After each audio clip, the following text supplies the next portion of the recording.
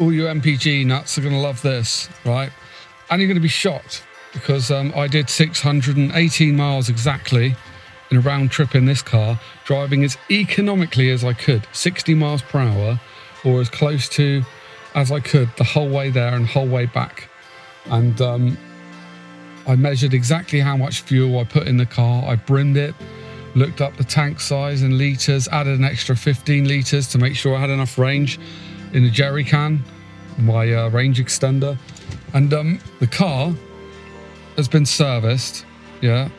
It's been checked, scanned, fresh MOT, everything was spotless, everything is bang on. You know, you've seen the channel, right?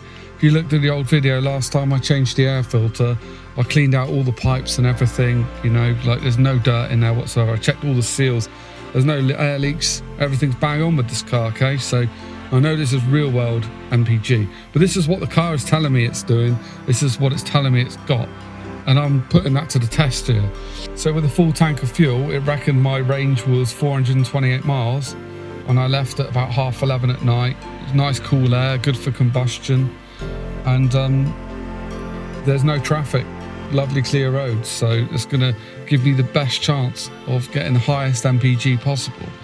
The only problem is that if you actually live in the south of the UK and you're traveling up to the north of the UK, it's all slightly uphill. And I discovered that from doing this test because my MPG was better on the way back than it was on the way there. Everything was the same. In fact, I had more weight in the car because I had an extra person and a whole boot full of stuff, which I'll show a picture of. It's ridiculous. And there was a Santa Claus toy in there or something that was jingling all the way back. It drove me mad. After my first stop, the first service station after I left, I was averaging 56.2 MPG at 50 miles an hour average speed. That was on the way there, so uphill, very slightly uphill. And that's 60 miles an hour. I was trying to hit 60 all the time and it had to be 50 sometimes. It's just the way it is, or less. The speedometer was approximately 4 miles per hour high at 70 miles per hour, but that's within the 5 to 10% range thingy. They do it deliberately. So I'm sure the car has taken that into account with the MPG and its readout. So yeah, after the second stop, the car had only gone up to 56.6 miles per gallon and only had 100 miles of the journey left to go, or 98 miles. So it didn't look like it was going to get any better than that, to be honest, and it didn't. But the real interesting thing was on the way back, because obviously I had a carload, extra person, and the MPG went up. And I think we finally broke 60 about halfway on the way home. And yeah, 60 MPG with a carload of stuff. But yeah, doing 60 miles per hour, you know, I'm crawling along. Eventually we got home. And when I got back, the fuel light just came on. So I hadn't dipped into reserve, which I'd looked up was 7.5 litres. Including the reserve, that's a 50 litre tank. So minus the 7.5. Then add on 15 litres from the jerry can and the total is 57.5 litres. That's how much fuel I used over 618 miles. Next, we convert litres to gallons, and the litres converted to US gallons is 15.19. And for the UK, it's imperial gallons, which is 12.64. Now, by dividing that over the amount of miles travelled, we get the real world MPG, which for the US is 40.7 miles per gallon, and for the UK, it's 48.8 miles per gallon, which is over 10 miles per gallon less than my Yaris was telling me I was doing. Now, the crazy part, right? The crazy part is what happened on the way back. I had to do the 620 mile run again 2 weeks afterwards. But this time, I thought, you know what, I'm not going to calculate nothing. I'm just going to brim the tank right up to the full, fill up my jerry can with the same amount as I did last time, and I'm going to do 70 miles an hour. With sat-nav giving me the GPS readout of exactly how fast I was going, I was doing 70, yeah, real 70.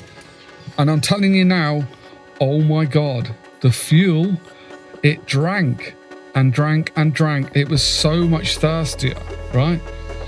On the way back, I almost completely ran out of fuel. I'm so lucky that a service station just happened to come by, because I was through the fuel, going faster than 60 miles per hour, and I nearly ran out. It reckons I've got 30 miles left and 65 miles from my next turning, so this fuel station was bang on time. But yeah, this car is definitely not a good motorway car. Not if you want to go the speed limit. If you don't mind going slow as a slug, then yeah, a lot better on fuel. I was thinking, man, I'm going to get stranded, and this random petrol station just popped up just in time, and I had to go in there and I had to fill up the fuel again because I was not going to make it home. I'd used my jerry can, the lot, nothing left. And you know what? I worked it out when I got back how much fuel I'd actually used. More. I was using over a quarter of a tank more fuel. That's a quarter of a tank more fuel to do 70 miles per hour on the motorway. That's insane. Yeah, that's horrendous. It's doing like 30 odd MPG at 70 miles per hour. This is a terrible motorway car. If you want to drive the speed limit of 70 miles per hour, don't get a Yaris. Don't get one of these, because I'm telling you now, this is a town car. It's a small car. It's designed for small roads. I could not believe how bad it was on fuel. So yeah, lesson learned. Great, but just don't go over 60 miles per hour. It's not designed to. It's designed to cruise at 60, this car. That's it. And what I'm really interested to do is see that Touran there. I've got it back and I'm working on it, getting it back up into ship shape. Once it's ready, I'll be really curious to do the same test with that and see what happens if I do 60 miles per gallon or 70 miles per gallon. But I bet you any money that Touran does way better MPG on the motorway. I bet you it's pulling over 40, yeah, on the motorway. And if I drove 60, I bet you it'd be pulling over 50, 60 MPG. So yeah, that's a real shocking discovery. It may not be amazing, but it's the reliability. I've got no turbo to go wrong. I've got no this, no that. It's just a very simple car. And sometimes it's worth paying a little bit more in, fuel, you know, just to make sure that you get there.